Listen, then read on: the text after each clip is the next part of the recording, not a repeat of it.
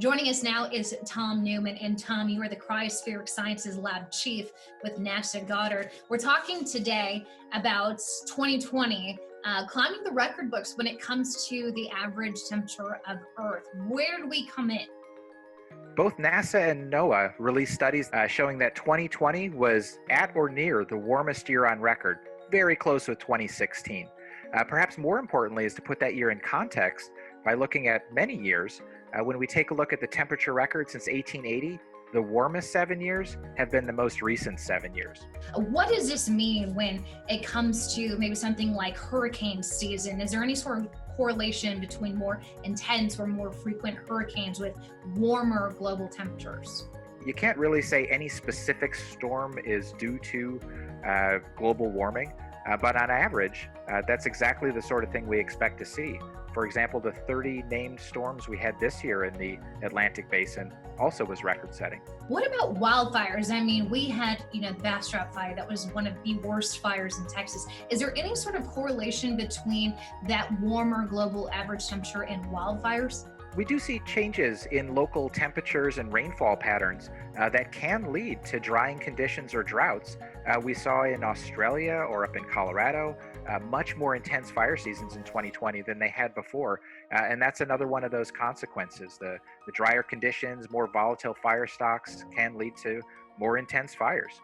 We're looking backwards at 2020, tying the warmest on record. Is there anything we can take away looking forward? Any future projections when it comes to these temperatures?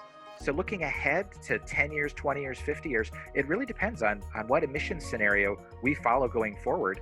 More emissions do lead to warmer temperatures. When it comes to, tackling this and adapting and cutting those emissions, this isn't only just our big corporations and businesses, this is also an individual thing too. Absolutely right. At NASA, our focus is on collecting the best data that we can to inform policymakers who are trying to think about either maybe infrastructure projects or policies that may impact our emissions trajectory. And so we go to work every day trying to make the best measurements that we can with the smallest uncertainties and the best projections that we can going forward as well. And last question for you, just to kind of pick your brain a little bit, is there anything individually that you're studying when it comes to our changing climate that you find of interest?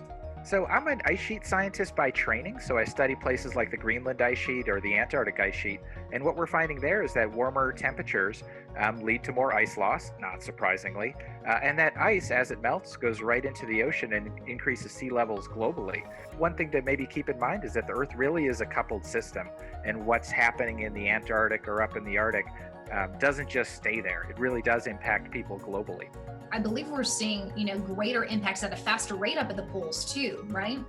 Absolutely right. Up in the Arctic, the temperatures are increasing more than twice as fast as they are anywhere else. Similarly, down in the Antarctic Peninsula, that little thumb that sticks up towards Chile is warming much faster than anywhere else. Tom, thank you so much for informing us about this. Wish we had better news. The fact that, we continue to see these records being set, 2020 now virtually tying the warmest on record for Earth when it comes to our average global temperatures. But we'll continue to keep an eye on it and provide those updates. Thank you so much for joining us. Hey, thanks for having me. And if people are interested, you can follow us on social media. We're at NASA Earth. Sounds good. Thank you so much, Tom. Hey, thanks very much.